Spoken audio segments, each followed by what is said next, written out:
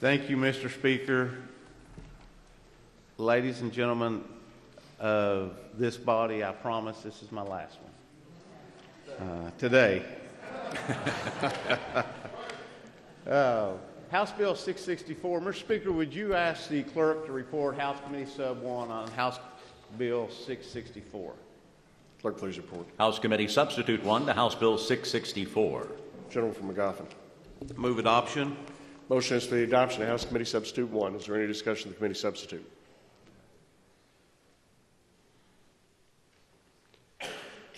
Seeing none, those in favor signify by voting aye. Those opposed, nay. House Committee Substitute 1 is adopted. Gentleman from McGoffin. Mr. Speaker, a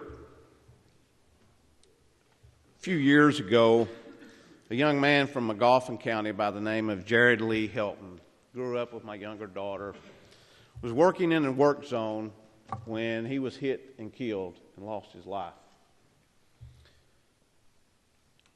at too young of age.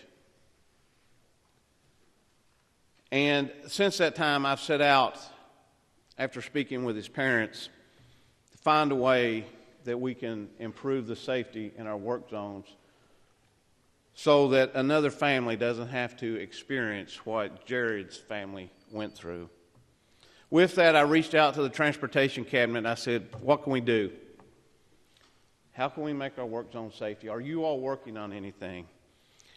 And they came back, yeah, we've been looking into these things.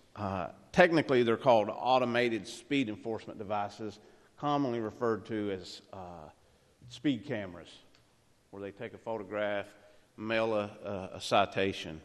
I've been working on this now for 4 or 5 years. I think, Mr. Speaker, we finally reached something that people's going to like, that people's going to be supportive of, and that will provide safety in our work zones, but will also provide the protection that people are looking for. This bill would require transportation, or maybe I should say allow Transportation Cabinet to use the automated speed enforcement devices in work zones that they believe it would be necessary. It would be a camera installed that would take a photograph of the car going through and then would transmit that photograph and speed to a law enforcement officer sitting at the other end of that work zone.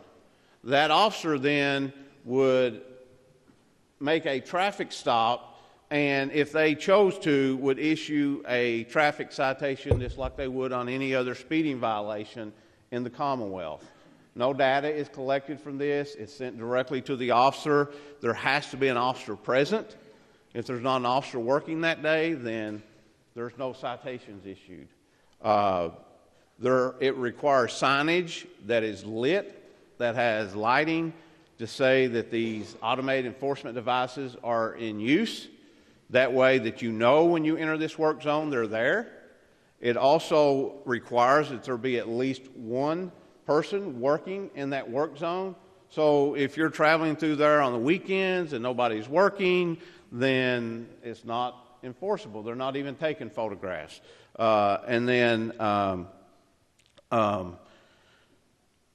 I think that about covers it, Mr. Speaker. Seemed like there was something I should have took notes, I guess, instead of. But I've been so passionate about this, I'm shooting from the cuff today of what this bill does. I would be happy to answer any questions about this bill.